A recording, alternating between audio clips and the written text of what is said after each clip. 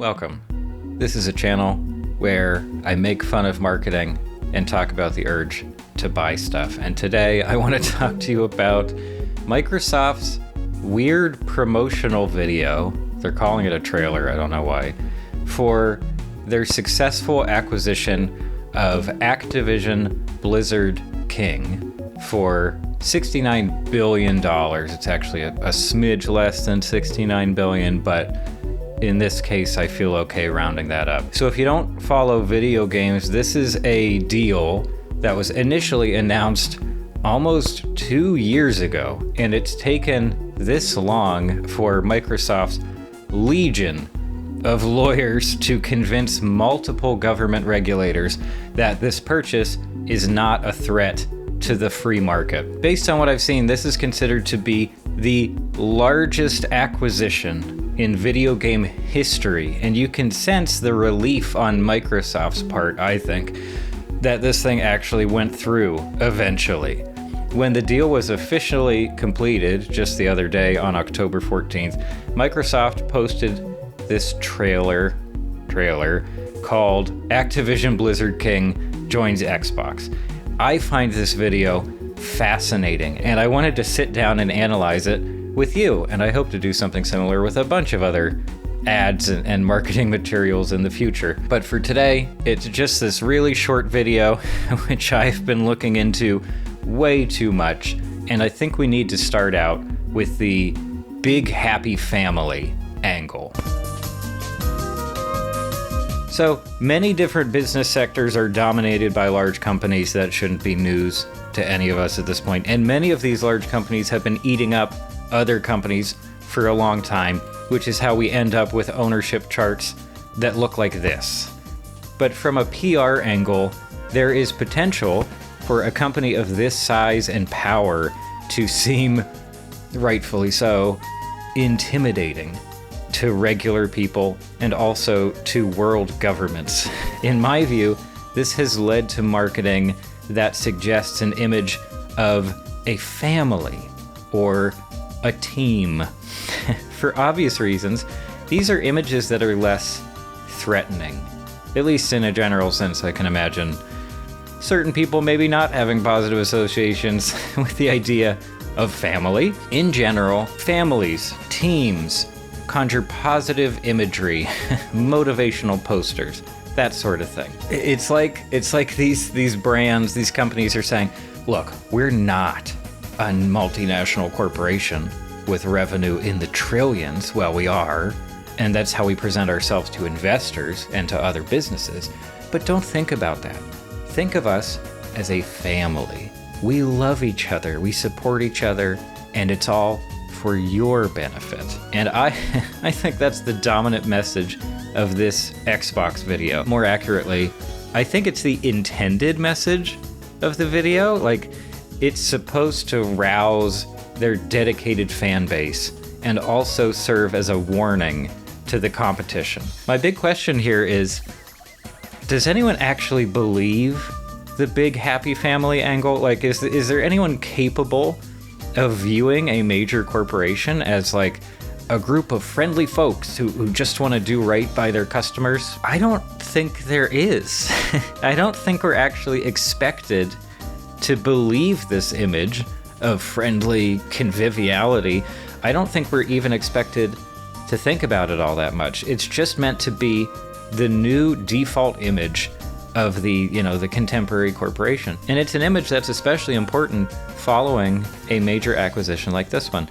Unfortunately for Microsoft, I really don't think that the big happy family image comes through here in this video, because the video is also heavily colored by an overwhelming sense of arrogance, which leads us to our next point. The video very prominently features its choice of music, which is a specific version of Oh What a Beautiful Morning from the Rodgers and Hammerstein musical Oklahoma. There's a bright golden... So just on the surface, I hate that this trailer indulges in the very well worn out trope of using an old song and then layering it with some very generic sounding and very loud orchestral flourishes that were probably made in Cubase. But what's more interesting for our discussion is the choice of song itself. Here are the most prominent and the most important lines from this track. These are the lines that people think of when they think of the song. I'm not singing it, by the way. Oh, what a beautiful morning. Oh, what a beautiful day. I've got a beautiful feeling. Everything's going my way. For this context, that's extremely on the nose, and it's almost shockingly smug for a video of this kind. And as I alluded to earlier, it feels like it directly contradicts the image that this video's copy, the text here, seems like it's trying to convey. Overall, it feels like a kind of gloating. Maybe the intention here was to gloat on behalf of the Xbox diehards. Like, you know, the "my" in "everything's going my way" is supposed to be you, not Microsoft. But once again, I don't think it works. Like, just pick a song that's generally positive, and I probably wouldn't notice it at all. I would just say, oh, okay, they wanted positive vibes. That's what they chose. It's fine. But this one, I notice. And if we really want to dig deep, let's consider that this is a song from a musical about the olden days, the tail end of the Manifest Destiny days. It's a cowboy singing about this land of his and how it's so beautiful. And in the context of the story, he's got more money than usual, and he's confident that the girl he wants will be his soon enough. Possession is integral to the story that this song is taken from. Is that something that the editors of this video were really thinking about? Probably not. And who knows, maybe this was a recommendation from on high. Maybe Phil Spencer himself was like, I love this song, it's perfect for this, you gotta use this song. But regardless of the reasoning, it comes across to me as an immensely powerful company bragging about now owning yet another major chunk of the gaming industry. And I think I should talk about what that ownership really means. For anyone who doesn't follow the business side of video games or tech in general, really, there are very few major platform holders in video games. Basically 4 if we count Valve for their Steam platform on PC.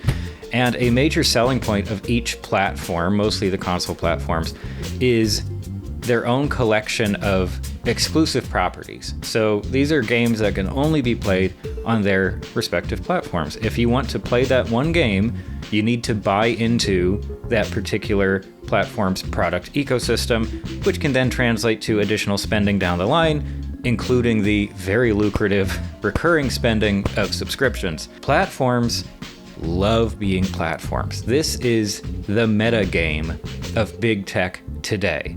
Selling a successful product is one thing, but it's another thing to own the marketplace where other companies will come to sell their successful products.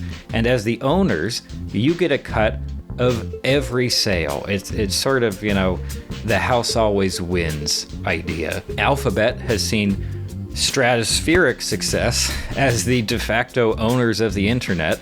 Microsoft themselves have put great effort over a period of decades to maintain high market share in computing as the owners of the dominant operating system, and Facebook, aka Meta, still hate the name, have attempted to shift their entire focus to the metaverse in a bid to own what they see as the next version of the internet. Now, the prized pig of the Microsoft Activision deal is Call of Duty, a franchise that has historically been available on most or all gaming platforms. As the new owners of this franchise, Microsoft has every right to restrict access to the franchise in the future, essentially making it an exclusive property. If you want Call of Duty, you have to go through Xbox. And even if Microsoft decides later on to let other platforms have access to the franchise in some form, Microsoft gets to decide what those terms will be. And that's why this whole thing is so enormous. And it's why Call of Duty gets shown off roughly, I don't know, at least 5 different times in this short video. I think. I'll check up on that. But here's the last thing I want to point out. There's a moment toward the end of this little video here, where the Xbox logo fades in, and it's slowly followed by the very long name of Activision Blizzard King, which is, of course, itself a long list of formerly independent companies.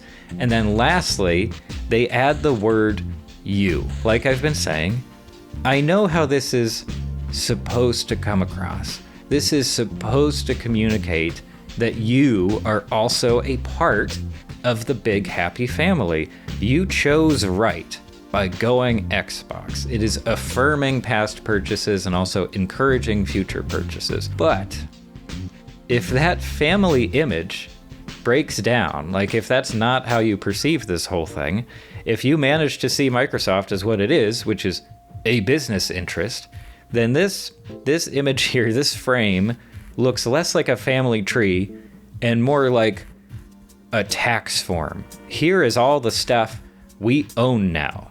This moment feels to me like Microsoft is saying, we own you too.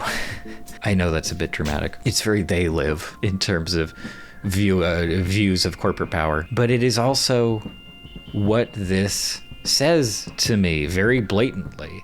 That's what I see when I look at this image. And that feels like a mistake. Or maybe it's the result of a company that takes itself very seriously, blind to the fact that they've started to come across like the bad guys from a sci-fi movie. And it's even funnier to me because you know this video was probably edited months ago. This deal has been stalled for a very long time.